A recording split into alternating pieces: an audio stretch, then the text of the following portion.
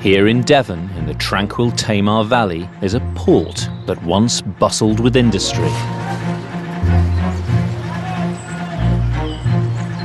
Overground, farmers supplied Britain's growing towns and cities with fresh produce. Daffodils, set for London. While underground, miners extracted copper and precious minerals. Firing! Now at Morwellham Quay, archaeologists Alex Langlands and Peter Ginn and historian Ruth Goodman are going back in time to the early 1900s to live the lives of Edwardian farmers for a full calendar year. They'll not just be farming, but getting to grips with the rural industries that once brought wealth to Devon. Oh wow, we got something! So far, the team's endeavours have laid the foundations of a working Edwardian farm. Look at that, gorgeous. They've brought in new livestock. It'd be good to get some new blood into the flock. Stocked up the larder in preparation for a long winter. Looks like we might actually have something to eat this winter. And planted high-value crops. In he goes. Oh, it's quite exciting, really, isn't it? Come on, Tom. Come on. Walk on. Get on, boy. Come on. Now it's November, and if the team are to prosper as Edwardian farmers, they'll have to turn to the latest farming practices of the age. Loud! Really loud! Get to grips with the technologies of the time. It's almost like a steam engine. And use Edwardian science to set up an exciting new venture. You're playing God without really knowing what God should be doing.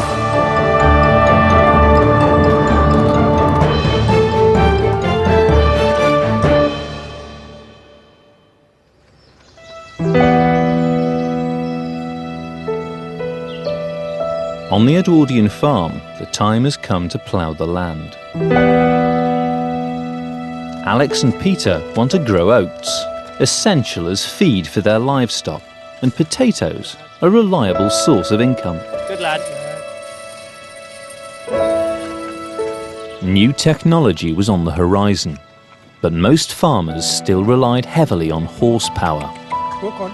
Walk on. Coming into the season where these fellas really earn their keep, because it's out to the fields, it's working in heavy clay, and this is really what the Shire was bred for. It was the heavy draft work. Come on, Tom. Come on. Walk on. Get on, boy. Come on, boy. Let's go. Go, boys. Come on then, lads. Let's boy. go. Shire's Tom and Prince have never pulled a plough before. Come to me. Walk on. Come on. Ja. Whoa. Hey, Tom. Come on, boy. Tom. Oh, steady, lads. Come on. Come on, boys. Come on. Lifelong ploughman Will Williams has been called in to help them on their way. Tom. Oh, Steady. steady, lads. Good boy.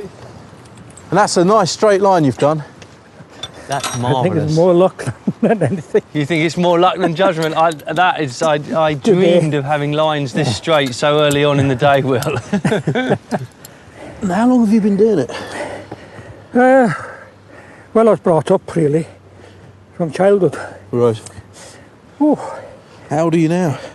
I'm 77. 77. Right. It's a fair old time then. Yep.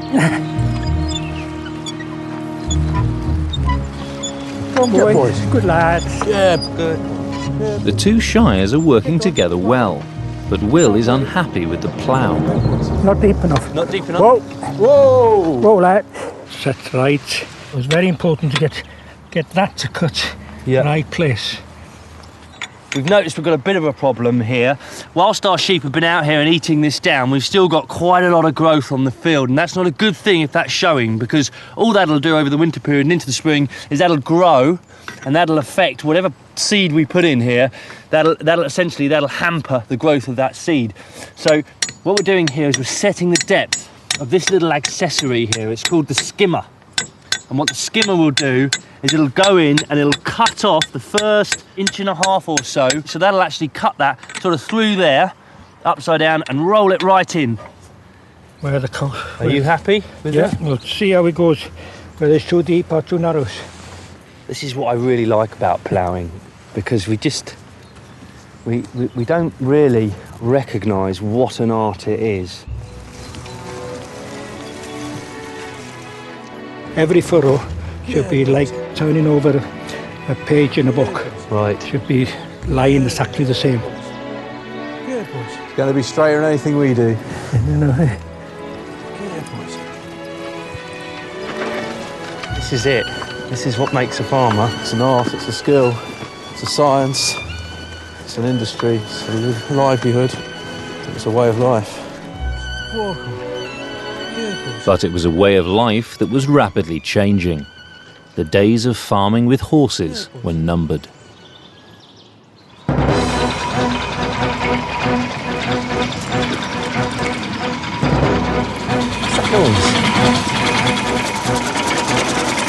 In 1903, a revolutionary new piece of Edwardian technology hit the marketplace, promising to change the face of farming. Oh my word. What have we here?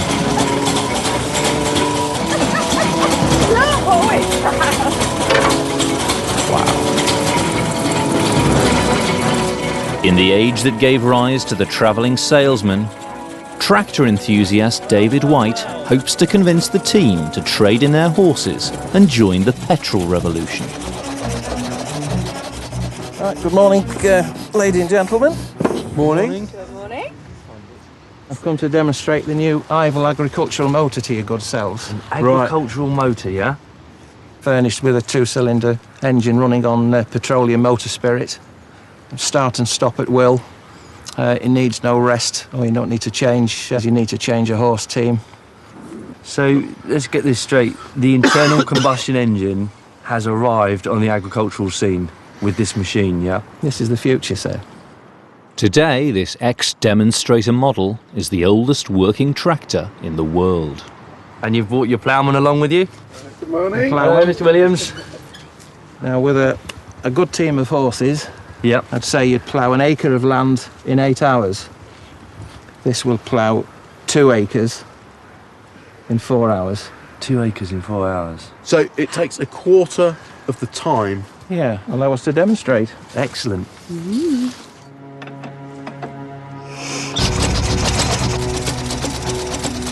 Might be dubious as to whether they'll be able to plough.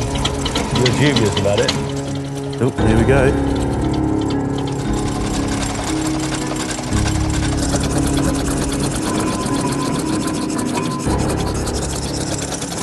I think you can see with a push.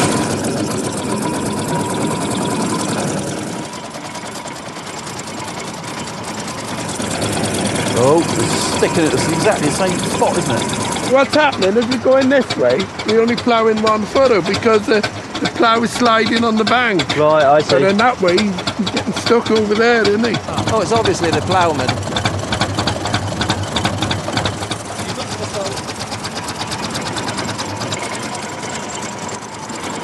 So far, it's looking like the Ivel will be a tough sell. It's not the prettiest bit of ploughing I've ever seen. We spend all this time trying to lift the soil up to get the air into it, only then to drive machines across it. You know, these are people that have spent their lives working with horses. The fathers, the grandfathers, you know, we're going back hundreds of years working with animals who can, you know, disperse their weight. There's this thing, it's struggling. Whoa, whoa, whoa, whoa, whoa, whoa, something's wrong. Oh, this is coming. Did you notice how he said whoa to the tractor? What was that? I noticed how you said whoa to the tractor.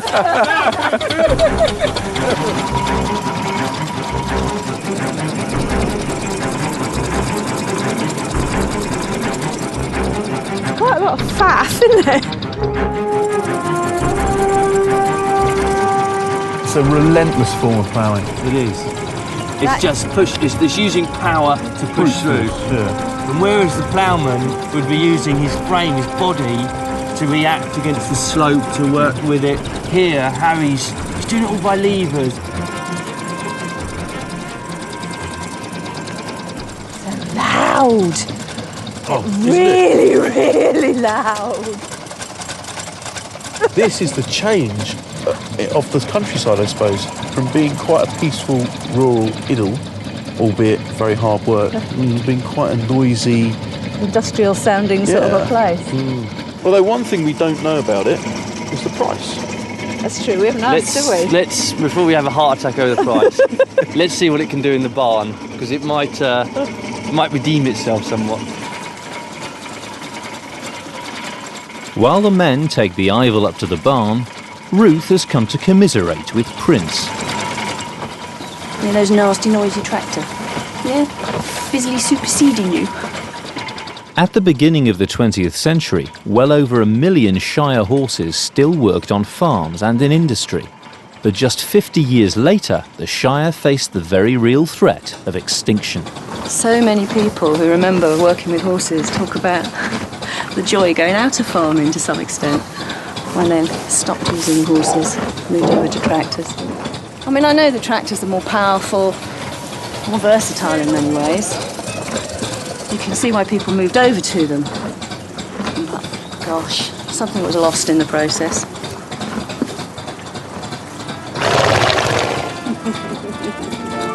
Take strain!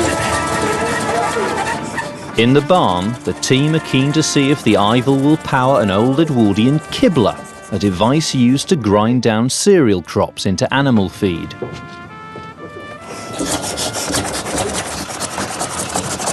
Previously requiring horsepower to drive the machine, the tractor could save the team a huge amount of work.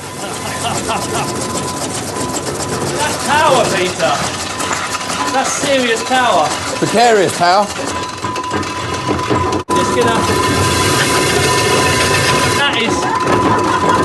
That is seriously fast. We come down here, we look at that. This level of power on a farm could save an enormous amount of time. I think really this is where the internal combustion engine is going to come into its own.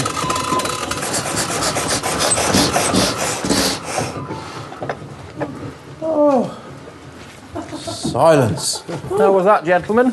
I'm super impressed. I've never seen milled cereal come out of a machine that quickly before.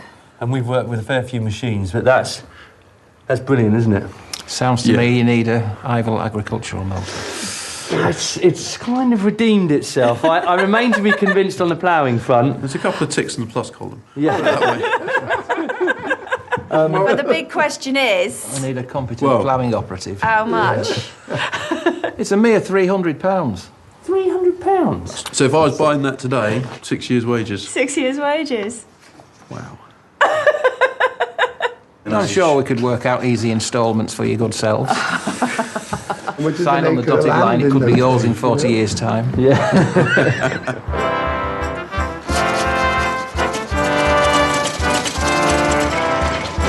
With such a hefty price tag, only 500 Ivels were sold worldwide. That's quite a machine, that. It's quite a machine. He's trying to get on with some work though, isn't it? Yeah, that field's a mess.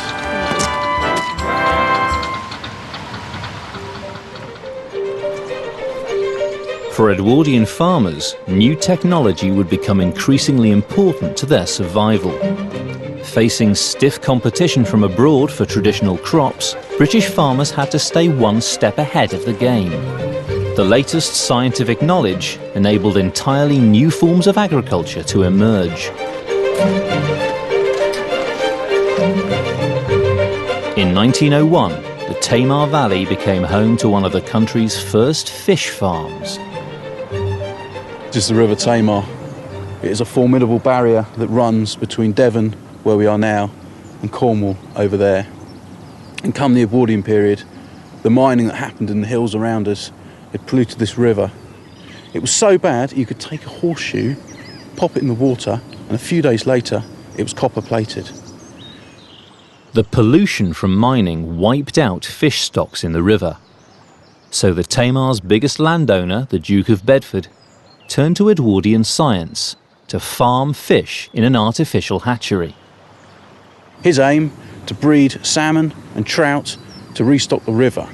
My aim at setting up a fish hatchery here on our farm to explore that Edwardian science, which is now a multi-million-pound industry. First pioneered in Scotland in the late 19th century, today over a quarter of all fish consumed in the world is farmed. Peter is hoping to rear trout. To understand the science behind it, he's travelled upriver to meet Rodney Hill and 96-year-old Horace Adams, who worked at the hatchery on the Duke of Bedford's Devonshire estate. So this hatchery was built around, as to say, well, 1900 to 1910, anyway, that period. Horace is one of the few men who has bred fish the Edwardian way. We had 4 boxes. Water comes through here. Here's the taps, and it runs into this box here. Yeah. And it flows through there onto the next box. And then the eggs were put into the hatchery. In the old days, they used to sit the eggs on the glass tubes, singly, and then latter days, they used to put them in big trays. Once you've laid them onto the tubes, full stop. You mustn't interfere with them again then. Right. You say, unless there's a bad egg, and then you've got to be very, very careful. How will I know if an egg is dead? If one starts to go bad, they go white. Right. And if you leave them there for over a day, they throw out a kind of fungus, and that affects the other eggs. So you've got to make sure you get that egg out immediately, otherwise you can destroy the lot. Right. Simple as that. And then they start hatching out, and they hatch out in from 39 to 41 days. And Right. there's a little yolk sac, which feeds them for about 14 days. Right. And when that dissolves, you start hand feeding them with dogs' biscuits, liver, rabbits, almond stuff, and different offal and all this and that. In the summer, the blowflies would come in, and you'd have hundreds and hundreds of maggots. It was quite a smelly business, but by God, they go for the maggots, Yeah. I bet they could smell you a mile off. yeah, that's right. Yeah, you weren't allowed home with the same trousers on, sort of thing, because you were smelly, quite smelly. Do you have any confidence in me to build a hatchery? Well, no, not really.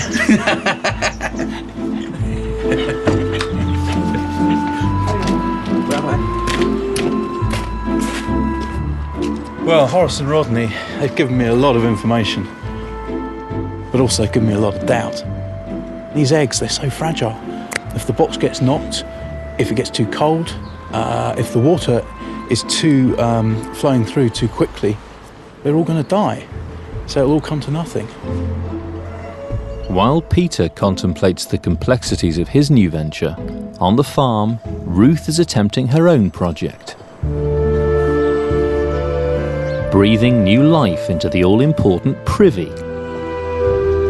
a facility that in rural areas had changed little. Although in the Edwardian age, an awful lot of people were moving on, from this sort of privy. Water closets getting really quite common actually in towns. I mean, even really quite modest houses are having water closets installed. But out in the countryside, most Edwardians were still working on privy systems, rather like this. Rural privies were often found in the same building as the pigsties, so the farm's animal and human waste could be composted together, a system that was no longer viable in the increasingly populated towns and cities.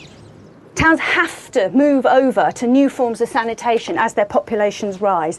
Push people in closer and closer together, you're going to get more and more disease. You've got to find a new way of dealing with it. Out here, where you've got plenty of fresh air to deal with all the fumes and stuff coming off, plenty of space for composting, you can manage a hygienic system without needing the new technology. To sterilise the privy seat, Ruth uses caustic soda. And this will kill every last remaining little trace of bug. In the late Victorian and Edwardian period, people are first really getting to grips with what germs are, what bacteria is. The microscopes are revealing all. And as a result, it sort of provoked almost a paranoia really about germs and bacteria and dirt. So that you find really very, very, very rigorous cleaning regimes. For the privy walls, Ruth uses a solution made from limestone. Whitewash, being based on lime, is caustic and alkali, and it kills bugs. It's a sterilising solution, as well as making an area lighter and brighter. So, helps with being able to see in the dim light.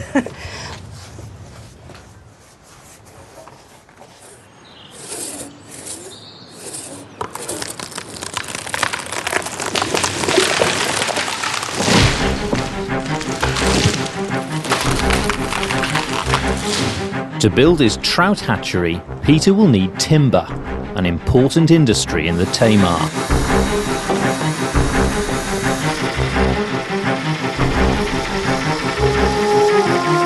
To keep pace with the demand for wood, Edwardian foresters process the timber on site, using steam-powered portable sawmills.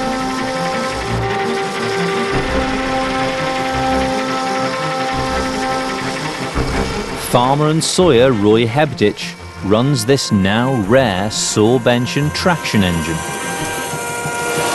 Do these things travel around to different estates? Yeah, they normally go into an estate and set up, stay there for 2 months, cut up a whole load of timber that would last the estate for sort of like, say, 4 or 5 years. You have to remember that moving around costs them money. When they're on the roads, they're not earning anything. Well, I'll show you how it works if you like. Yeah, I don't mind. Come on then. Power from the engine. Right. Creates rotation motion through the shaft. And that's driving the saw blade? That's driving the saw blade direct, right? Yeah. The shaft speed on this one is about between 420 and 430. Revolutions per minute. Yeah. Gives you roughly a tip speed around 95, 100 mile an hour. That's right on the very tip there. If you ever got your fingers caught in that, that'd be it, really. I think I'll let you sort of deal with that end of things. Okay, Megs.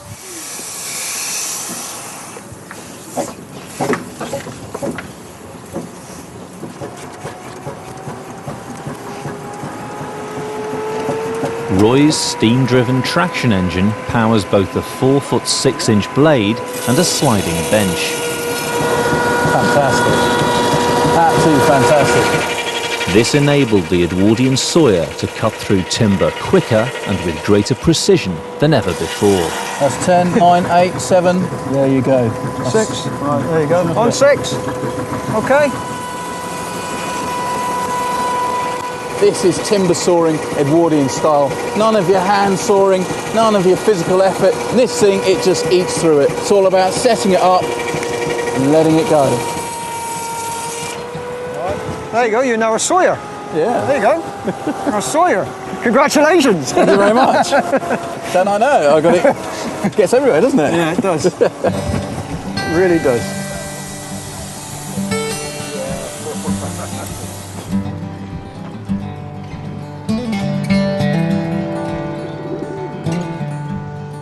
On the farm, Ruth has been applying the finishing touches to the newly refurbished privy. I am making toilet paper. So this is a really old tradition. People have been doing it for centuries. In fact, there's even a Shakespearean line talking about some other sort of literature as being fit only for bum fodder. Now all the privy needs is some animal dung to compost with the human waste. These are 2. Yep, these are our 2 large blacks. Hey, girls. Farmhand Megan Elliott has brought 2 sows for the pigsty. So large black, that's local? Yeah, in the late 1800s, the large blacks, you know, were the breed of that time. Big. Nice fat pig. But yeah, they've got these big loppy ears that go over their eyes. And because they can't see so well, that makes them quite placid. They are nice. Nice, easy pigs. Good girls. Good Come girls. Good girls. Just a bit more now. Come on. Yeah. That's it. Come on, Em. In you go. Come on, Em. What's that? With the sows safely in their new home next to the privy, Ruth and Megan turn their attention to grooming. Good. You can't go wrong with them, really. So how often do you reckon we should do this oiling of the pigs then? Well, it's just when you look at their skin and you think, oh, they need a bit, you know, looking a bit dry, or if they're itching, you know, a fair bit. Brushing a paraffin-based oil onto the pigs will help to condition their skin and kill parasites. It's funny actually because this works on people too. Head lice, I get rid of them by just using any vegetable oil. Like I just pour vegetable oil on my head and rub it in, leave it for a while and then wash it out. And because they breathe through their skins, they're lice. A lot of these little parasites. And so if you can clog their skin up with oil or fat, they can't breathe, they suffocate. You used to enjoy it anyway. They do seem to like it, don't they? Better groomed than I am.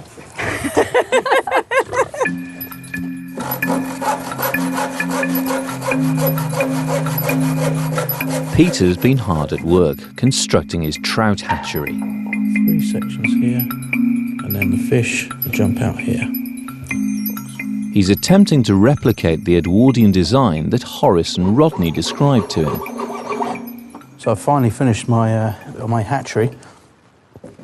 The water's going to come in here through a pipe and it will slowly feed through these holes into these 3 chambers.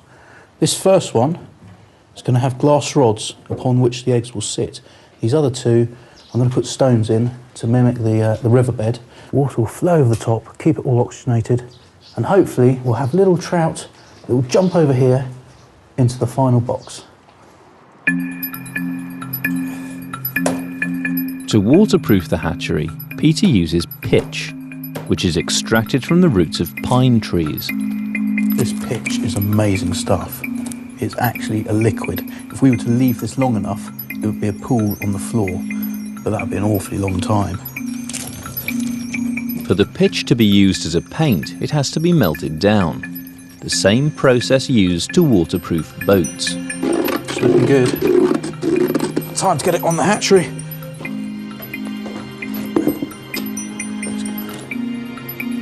Oh yeah. As far as I understand, the eggs are very, very fragile. They're very susceptible to vibrations. They're very susceptible to temperatures. They're very susceptible to pretty much anything. I mean, I just really don't see this working, to be honest. But it's worth a shot, isn't it?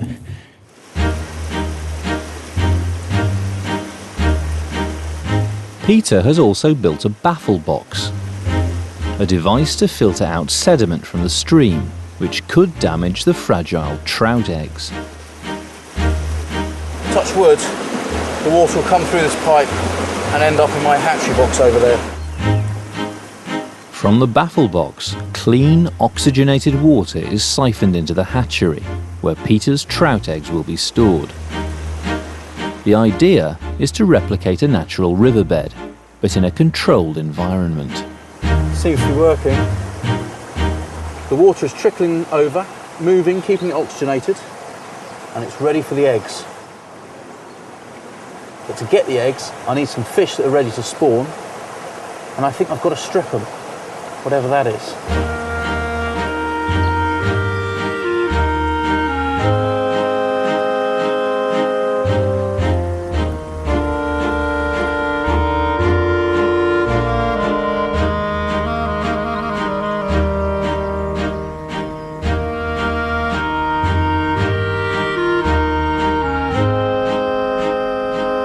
Whilst Peter sets up his hatchery concern, I've come up here onto Dartmoor to just get a good look at the Devon landscape, and you'll just see how important the hedgerows are to this landscape. It's almost as if when you look out, there's a patchwork quilt that's been draped through these valleys. And the reason you would want these hedge banks all over your farm is so that you could manage your stock more profitably. You can stop them from getting into certain fields, hold back the pasture, and ensure that throughout the year you're giving your animals a regular feed. And of course you also want to keep them off of your crops as well. So these hedgerows are in fact fundamental to the farming industry of the southwest, not just today, but back in the Edwardian period and beyond. Over the winter months, it was vital for farmers to build and maintain their hedgerows, a craft that Alex is keen to learn. But first, he will need the right cutting tool for the job, a Devon billhook. He's come to see Roger Bonney at the Finch Foundry on Dartmoor. Good morning. Thanks ever so much for having me over. It's a pleasure. So I've come here to see if we can get a traditional Devonshire-style billhook made up. Yeah, we've certainly come to the right place. Here's Simon, one of our smiths. Hello, Simon. Hello. He's the chap that'll make the tool that you require. We're just basically getting it roughly there, but we're not going to forge it right out yet because it's going to be quite thin. Right. Okay, ready to go in the fire. Right, back in again. Tool making had long been the job of the local village blacksmith, but by the Edwardian age, larger, state-of-the-art forges began to take over. At the Finch foundry, blacksmiths manufactured over 400 tools a day. They made a whole range of stuff, and we've got a catalogue, actually. This is from our period, this? Yes. Oh, fantastic. And you can see that they made tools for every occasion here. All sorts of things here. The selection of shovels, different patterns. You'll notice there's a Cornish shovel and there's a Devon shovel. Slightly smaller. So we've got a Cornish shovel and a Devon shovel. They're the bigger lads down in Cornwall. They can't agree on anything either side of the table, so there are two different patterns. But this isn't just a cottage industry, is it? It's gone up a gear, up a step. This is no longer what perhaps a lot of us remember as the village forge or a smithy. Yeah. This is mass production. Yeah. The forge uses water-power technology to drive heavy hammers and pump air into its fires. Right, now this is the water wheel here which drives the fan. Right. And we're going to open this one up using this lever here. Oh, fantastic! Slowly, it's starting to turn. And there it goes. That's it.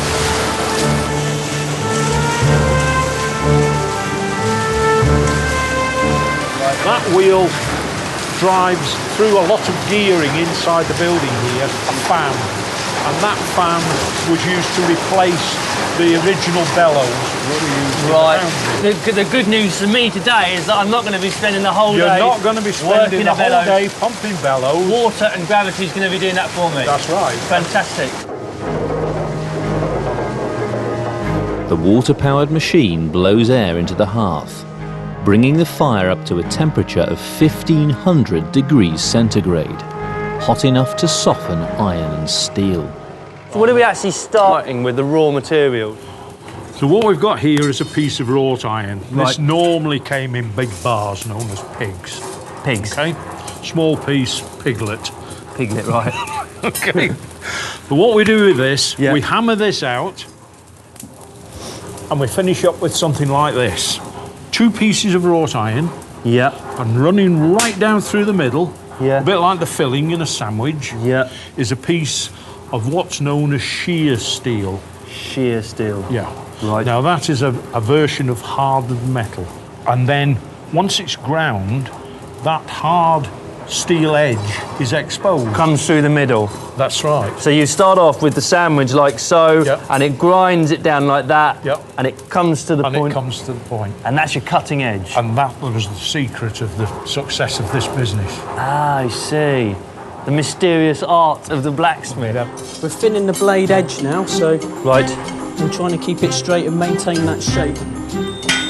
Just follow me. If I go slow, you go slow. Yeah, more gently.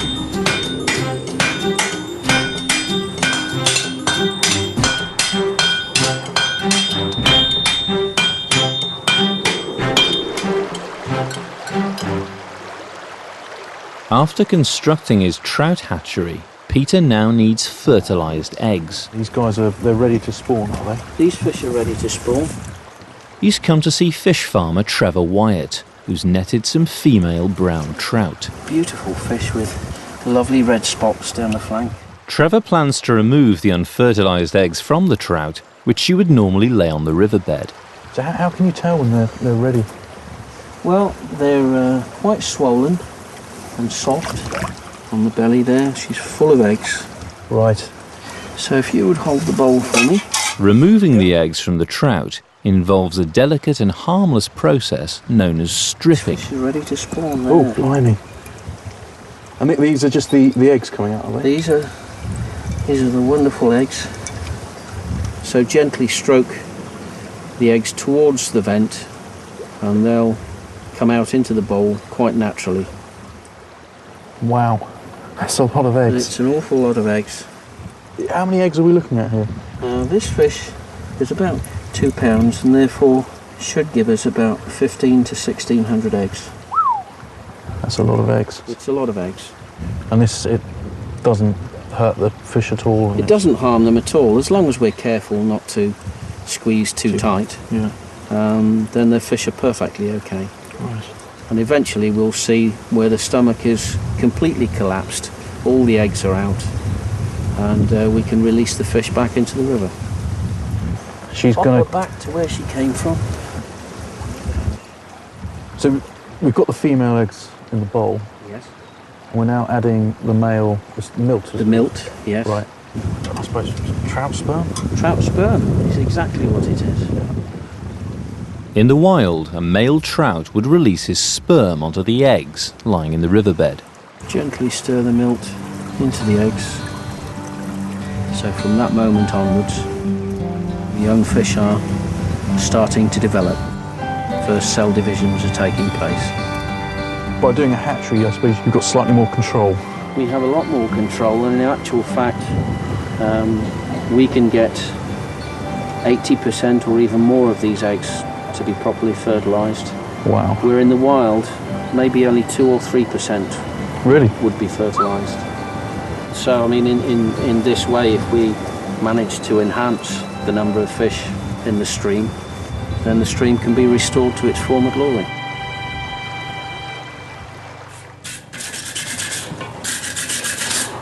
Just clean it up. At the forge, Alex's Devon billhook is taking shape. Right, now we need to take some material down quite rapidly. Right. Just to speed things up. We can take that down with the trippet hammers. So we have the technology here with the trip hammers, and these are the very last surviving authentic trip hammers, which with a little bit of luck we can still see working. The 3/4 ton hammer is powered by its own water wheel. Wow. That's quite some engineering, isn't it? It is. Made in Tavistock, right. The largest of our water wheels. It produces something like about 12.5 horsepower. Oh, right, okay. So that's pretty, when you think of the size of a Shire horse, 12.5 Shire 12.5 Shire horses. That's really something, that is. And of course you don't have to feed this. No. This is all free. It all feeds itself. It feeds itself. All we need is the water. Yeah. And we've got plenty of that today. Plenty of that in this part of the world. Yes. Well, I suppose you better see it in motion. I'll give you a shout. I'll stand back. Yes, please do. You'll get wet otherwise.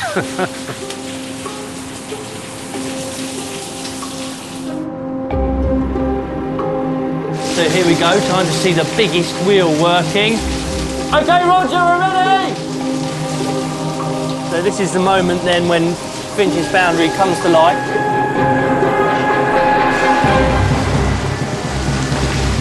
And there we go, wow, look at that! Look at that, getting action! And then look. Listen to that sound. It's almost like a steam engine.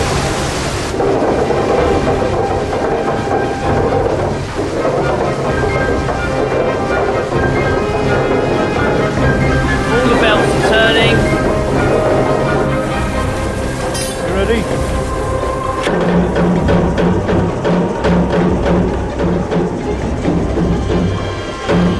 The trip hammer helps to flatten out the billhook, saving the blacksmith valuable time and effort.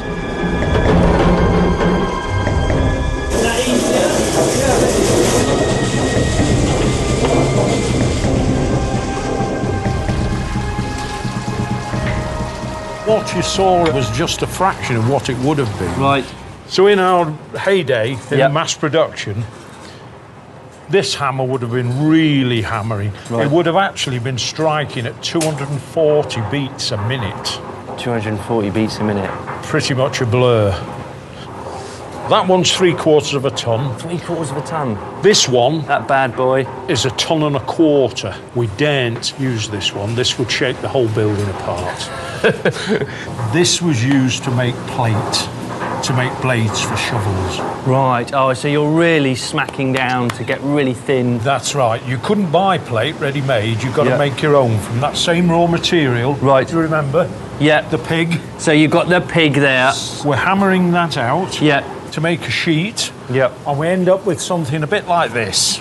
Oh, fantastic. That forms the basic shape of, in this case, a Devon shovel. They are responsible for forming the Devon landscape, really. They're that kind of odd shape because, by and large, down here in the West Country, there's so much stone in the ground that the traditional garden spade is totally useless. Right, just a general clean-up now. In the foundry's heyday, a blacksmith could make a billhook from scratch in half an hour. Give it a good brush up and probably run the rasp over just to take any rough edges. You're going to pay the man. Am I going to pay you? Yeah, I want to pay you. This I is know. number 7. What's Yeah, that? number 7. 12 shillings. A dozen. A dozen. Yeah. Shilling a piece. Yes, that's what, 5p each. You've made yourself 5 pence today, Simon. Well, you know what I'm going to do with that? Don't I'm going to spend go it to the all pub. at once. You're going to go at the pub. And I'll get a few pints for that. Buy yourself a sip of cider. And if you flip it over again for me. There we are.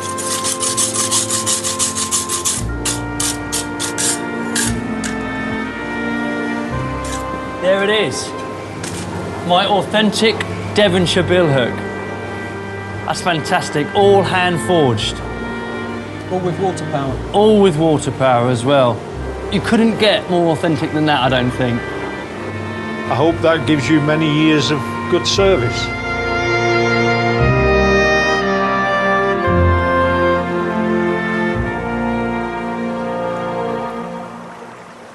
Gently does it.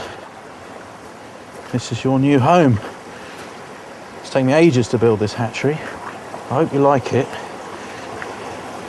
Yes, it looks very nice. Well, thank you for saying that. Right. If I pop you in here. Peter must get his fertilised trout eggs into the fresh, oxygenated water of his hatchery as quickly as possible before they begin to die. All these eggs have a tiny little black dot in the centre of them. So I'm hoping these little black dots are natural. I'm hoping that's just the nucleus of the egg. And I'm going to lay these very carefully onto the glass rods. Ooh. Easier said than done.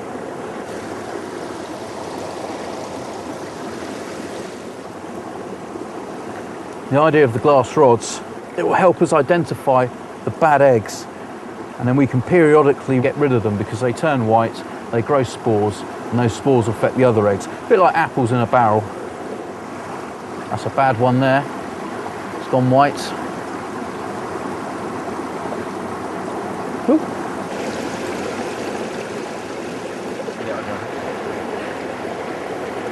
Just starting to go bad. Very, very fiddly, but I can see the merits of the system. It really is sort of man conquering his environment, isn't it? Playing God with fish.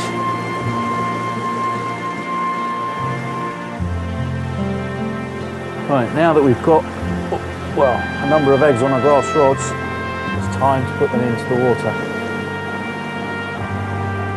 Just hope at the end of all this, we get at least one trout.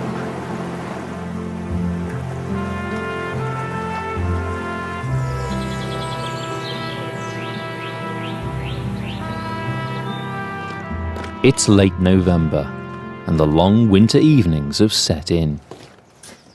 Now that you're Devon's very own fish baron, I'd like to introduce you to my new tool.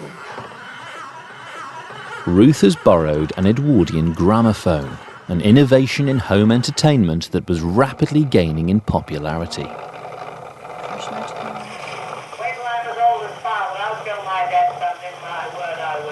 Look, popular culture at our fingertips. Let's call it culture.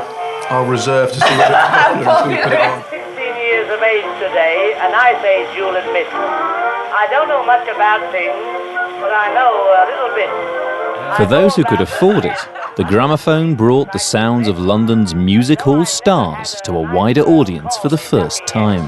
So who is this? Oh, this is the famous Billy Williams. Surely you've heard of Billy Williams. He was this really great musical star of the time. And he's thought to be one of the most prolific makers of records, most prolifically recorded artist, maybe even of all time, certainly of his own time. Wow, didn't know you were such an expert.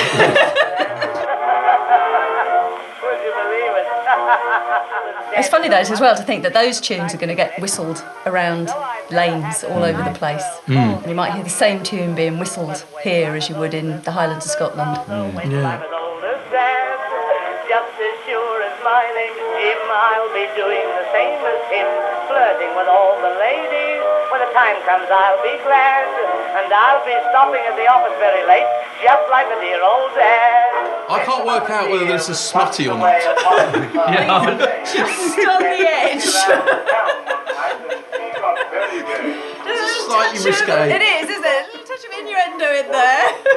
And I'll go to bed with my trousers on, just like the dear old dad. Wait till I'm as old as father, wait till I'm as old as dad.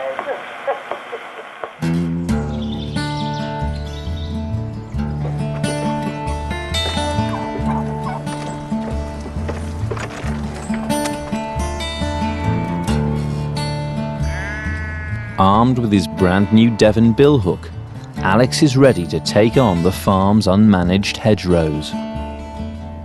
This is exactly the problem that we're having here on the farm. This hedge and this hedge bank simply hasn't been maintained properly, and as a consequence we're getting vast gaps here, which our sheep, tired of this field, they're running off into pastures that we actually want to use later in the winter. And the reason this isn't working as a stock-proof barrier is simply because it isn't being laid properly, or pleached as they say in this part of the world. And it's a skill that we are rapidly losing, so I'm desperate to try my hand at it to see if I can hedge as good as the next man. And with my new billhook, I'm hoping I shouldn't have any problems. To teach him this ancient rural craft, hedge layers from the Blackdown Hills Hedge Association have arrived on the farm. Hi, chaps. Thanks ever so much for coming down. And they've brought their own selection of billhooks for the job. That's a typical Devon. Some of them had more of a hook on. Right, a Tenterden pattern. A Tenterden? That's yes, Kent, isn't from it? Kent, way. Right, actually quite similar to that one, isn't similar. it? This is from Yorkshire. Yorkshire? So it's a big... That's a big old beast, isn't it? So for a lot more, you can use it two-handed as well as single-handed. Right, okay. And it has a thin blade. Yep. So you can get in where you can't get an axe in, between stems. Right, oh, I see. But that gives you an idea then of the kind of variation you're getting throughout the country in the different styles of billhook.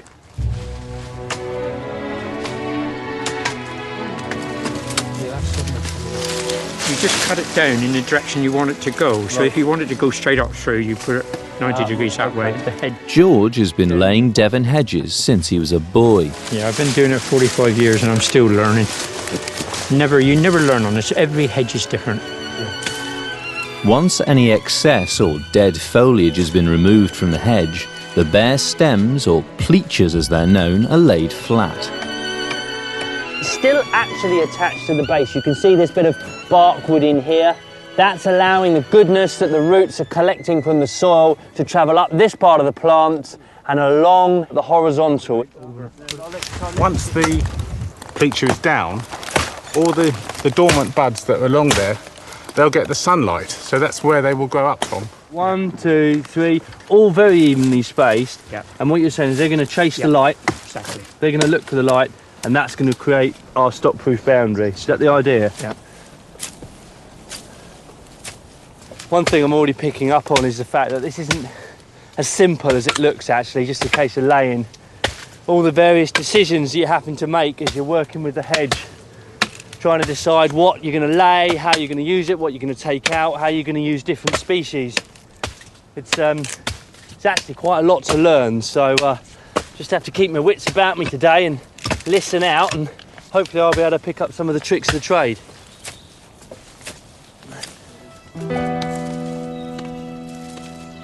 A well-maintained hedge acts not only as a stock-proof boundary, but as a habitat for wildlife where fruit can thrive. Ruth is taking advantage of a rare spell of November sunshine to forage for sloes. Sloes are pretty much the last of the autumn hedgerow fruit. So when everything else is finished and bare, you come out for your sloes. As we're all starting to realise again now, you know, just how important a resource these sorts of scrappy bits of hedgeline are. Now one of the joys of British countryside. You get this lovely golden light through everything. It just makes you feel good. Oh, look at those cows. I've always loved doing this sort of picking of free food. It's a really good excuse to be out. Of course, the health advice for Edwardian women was to be out and about, walking as much as possible. They're forever saying that the woman who walks out of the fresh air regularly every day in a vigorous fashion is the one who has no problem with her monthly cycle, is the one who has babies nice and easily, is the one who remains in cheerful spirits. It's supposed to be really good for you. And for some reason, women seem to need walking more than blokes. Don't know why. Ruth is going to use the fruit to make sloe gin.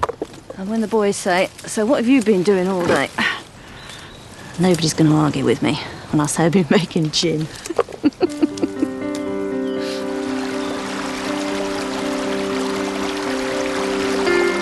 For Peter, the trout hatchery is becoming a full-time job. He's checking on it twice a day. All these leaves are getting swept down and they're clogging up these pipes. I'm trying my hardest with chicken wire just to keep the pipe open and the flow of water into the hatchery continuous. It's an everlasting battle. There we go.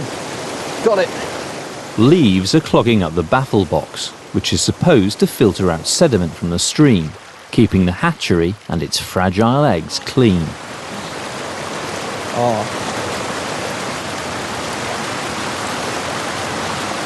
Everything is covered in sediment. They all look pretty white to you. That is properly white. That is a dead egg.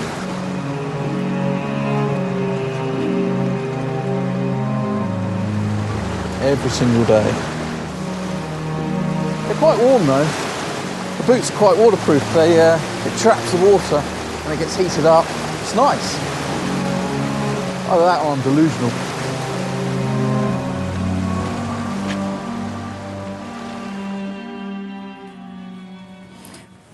Oh, it smells good. Ruth is making sloe gin for Christmas, a practice that many Edwardians would have frowned upon. I'm being really wicked here. I'm being bad. The Edwardian period is the absolute height of the temperance movement in Britain. The Band of Hope, people signing the pledge, refusing to take any more alcohol, and great huge campaigns led by the church, all of which were very, very, very anti-alcohol. So how many have I got in there? Oh, so I want it sort of up to about there.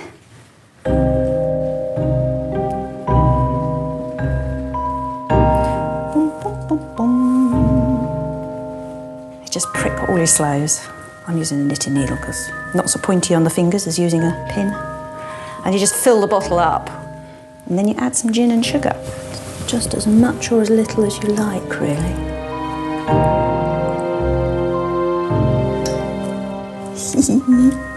I'm so bad. Right, cork. Shove it in.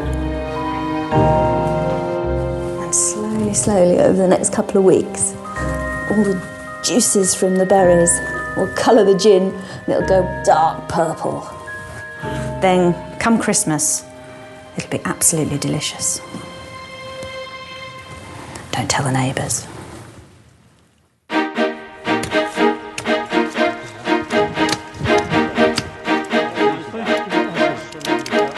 That'll stop the sheep from getting their noses up there.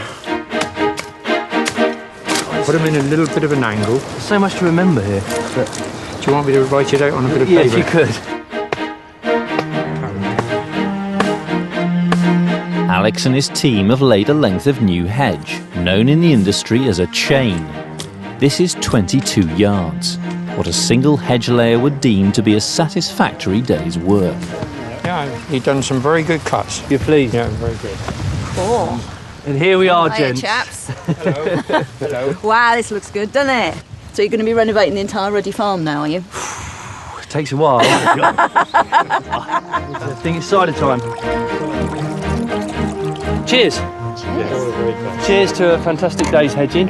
Long may the hedge live. Cheers. Long may the hedge live, yeah. It is a bit Moorish, isn't it? It's very nice, I'd say.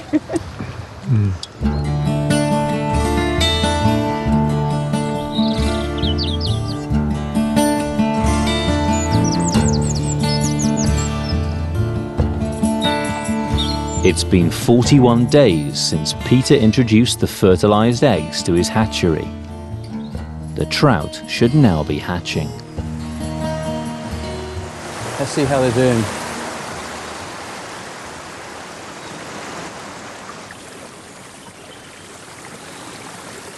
There's quite a few dead eggs there. I have to say, I mean, it's a real insight into the effort that went into a new enterprise, because this has been a real struggle. You're playing God without really knowing what God should be doing, if that makes sense. There's so much silt coming through here. Well, this one's silting up a lot. An awful lot.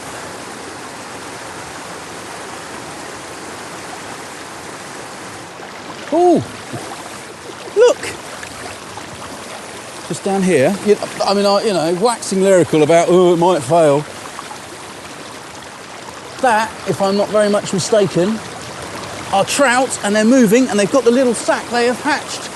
We've got at least 3. At least 3. That is absolutely incredible.